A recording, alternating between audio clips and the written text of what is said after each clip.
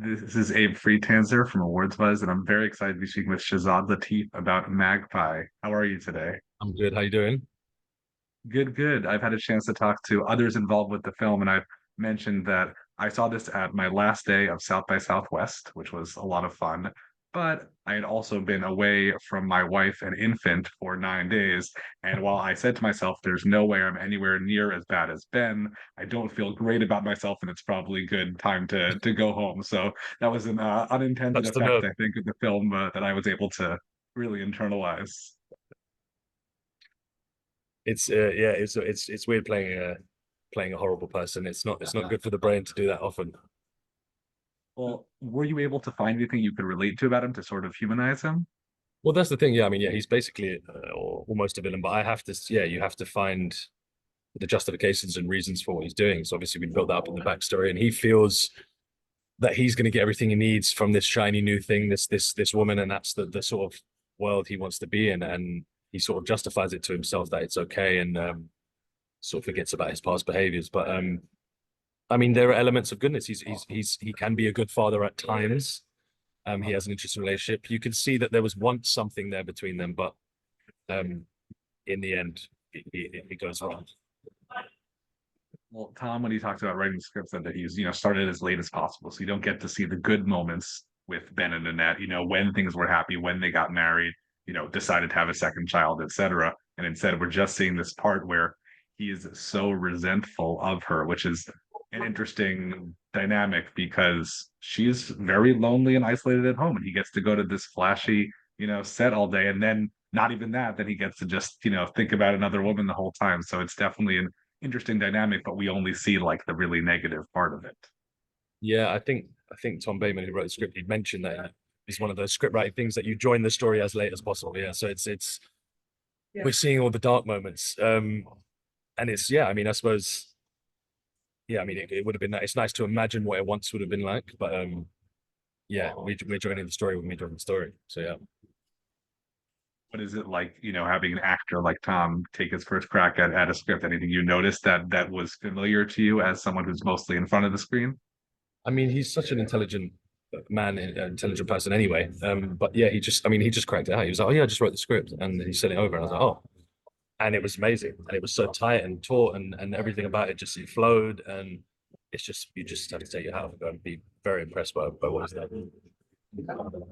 Your relationship on screen with Daisy Ridley is quite contentious. I'm not sure I can think of a real good moment. What kind of rapport did you create with her to then go ahead and make it so twisted and terrible? Daisy's amazing. She's an unbelievable actress and just an amazing professional. So we had a couple of weeks rehearsal together, working through the script individually with the director and together. And so you just try and build that backstory and what things might have been. And I mean, yeah, I think he kisses her just very briefly right at the start on the cheek as he's leaving the house. That might be the only time they sort of you see a glimpse of what could have been. She tries to connect through the whole movie. She does make an effort. So yeah, it's just quite heartbreaking to play that kind of stuff. It's quite a depressing place to be. And we were stuck in that house for a good 2 weeks just doing those scenes. And then I was allowed out to go and enjoy the other scenes. But so it creates the right atmosphere for what we're trying to the tension for what we're trying to do. I was going to say, yeah, because then, maybe you even just as an actor, like, I need to get out of this place. Let me go have some fun. So that's a helpful thing. But yeah, the performances are great. What about your much younger co-star? You again, as you say, that you have some more. At least you're trying occasionally. I think, right? Yes, yeah, and yeah, exactly. And the Ahmed, who plays the Tilly, because it's also Matilda Lutz, who's also amazing, who plays the affair, the love interest.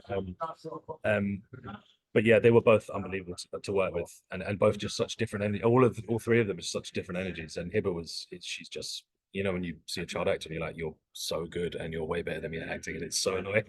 And so she was just unbelievable, and it's just nice to create that relationship. We got very close during filming, and it was a nice energy to be around. And yeah, I mean, even though he uses his daughter in a way, it's also um, he does, I suppose, enjoy spending time with her. What is it like filming on a set that's filming on a set? Like, how does that ever get a little bit confusing? Yeah, I love that. I love films about acting anyway, all of that stuff. I mean, I think we used the trailers that we actually used. So it was just such a great, efficient way of working. And some of the other actors are people that actually do jobs on set. So it's No, I love film about film. I love that whole world, diving into the world of behind the scenes. Great. Well, I was what's sticking me with me most about the film is like I don't want to talk about because I want people to experience it, but just the way, things end up by the end. And I'm curious about your reading of the script and then the very deliberate way in which each scene has to be shot. Was that on your mind throughout the process? Was it stressful? It was stressful and it was confusing because we shot it so quickly. We shot this whole film in 4 weeks. It was a pretty quick shoot, and yeah, you're trying to understand all the intricacies of the character stuff, but then also there's technical stuff with the two camera stuff, which is also a whole different world, all the technology stuff, and then also yeah, not trying to play or give away any plot point. It's a bit, but that's what the director and everyone else is there for. And hopefully keeping an eye on it. And Sam was such a calming presence, and he knew exactly what was going on. So it's I just sort of did what I was told at certain points. All right, cool. Like, yes, sir, I trust you. I'm also looking at you now and thinking about, your look in the film and particularly in one of the later scenes. How much do you think that contributes to just the demeanor that Ben has?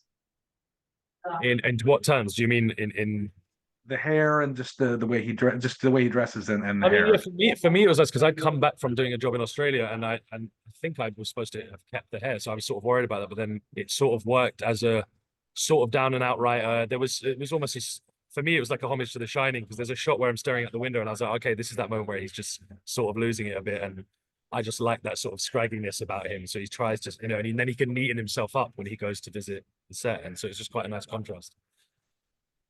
You weren't at the screening that I was at South by Southwest, but I heard, I think, from Daisy that you enjoyed hearing Ben being booed when you were watching it with an audience. Can you just tell me what that I experience think was there's like? nothing better than that. It's almost a pantomime villain. I'd never seen that, and literally as the credits roll, they will, or when he gets his comeuppance, um, yeah, it was a big cheer. The crowd was so great at South by. So it was just, and then I came on stage and it got the boo again. So I was just like, this is perfect. That's exactly what you want from a reaction for a character. Yeah.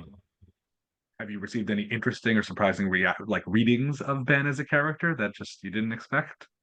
There was something compared to like, which obviously is not as good as this, but there was something about the patheticness of him, which I really enjoyed. Like, there's almost a comedic patheticness about how much of a loser he is. This guy, really, by the end, he tries to be cool, he tries to be these things, but just a bit of a pathetic guy. There was some similarities to William H Macy's character in Fargo, but obviously not to that level. But which I really enjoyed. I just like that reading of it, that which did give the film some comedic element, which I thought, which always helps. On the note of comedic elements, I was going to say, I think I saw you before this at a different festival in What's Love Got to Do with It, which I really enjoyed, but that is much more pleasant, much better person, all that. And also just in terms of people, you're just surrounded by like that's part of the problem in that movie, right? There's too many people around. Whereas this one, as you said, you're just sort of drowning in isolation. Do you have a preference for one or the other? Or it's nice to sort of switch back and forth.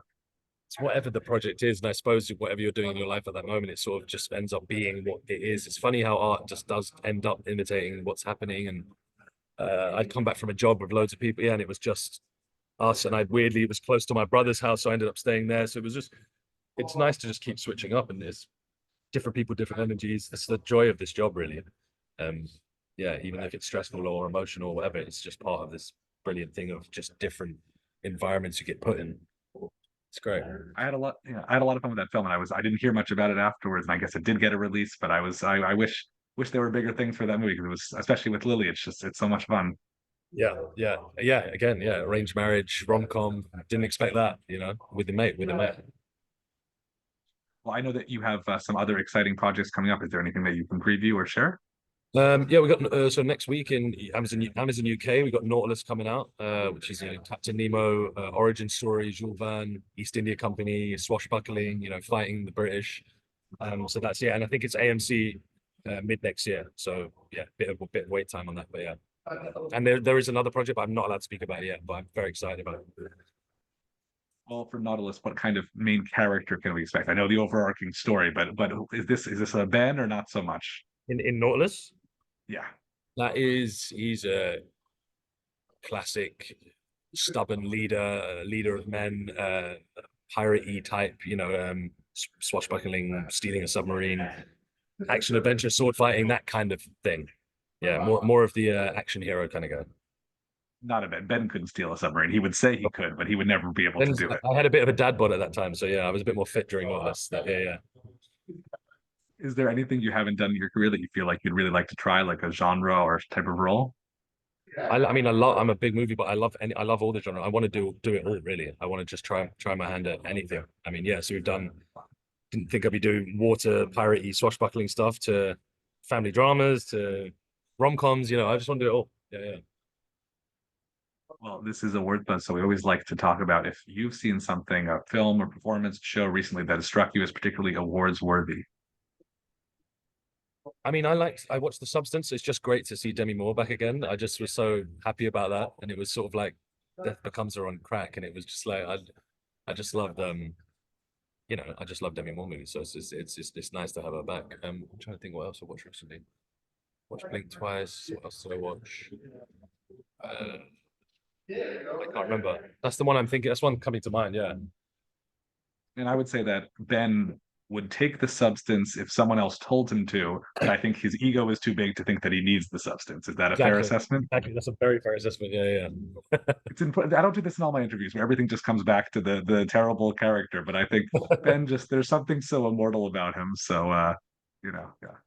Like so. Do you think this is going to help you in the future, having people associate you with this role, or might end up being a little nastier set of roles for you I down the love the line? fact that if my performance is good enough, if that is the case and it does affect people that way, that's always in a way a compliment. But it depends what they've seen. So I might just steer them to watch something else where I'm nice or whatever. Well, you've been very cordial and friendly, which is not a surprise to me because I know you're a good actor, but I think you've done pretty well. Thank you so much, Thank Shazad. you. Appreciate it.